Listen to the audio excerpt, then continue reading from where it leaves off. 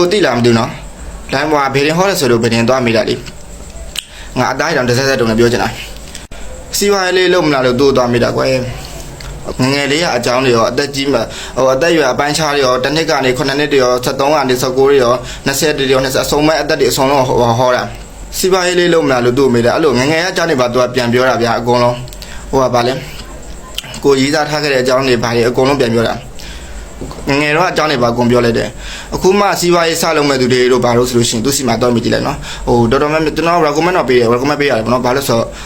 တရားရဘေးတင်ဆိုတော့အကုန်လုံးတော့မမှန်နိုင်ဘူးလေတရားရကတော့မှန်တော့ဒါပေမဲ့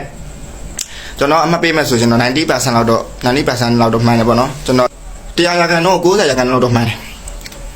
အကောင်ကိုလည်းအခုသူ့အကောင်ကိုလည်းအခုကျွန်တော် machine ခေါ်ထားတည်တာ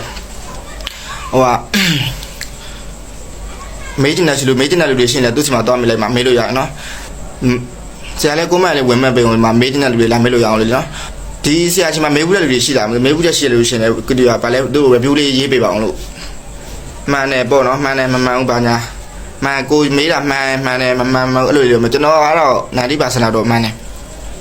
ဘယ်ရင်ကတော့အကုန်လုံးတော့တရားရကန်တော့မမှန်ဘူးလေနော်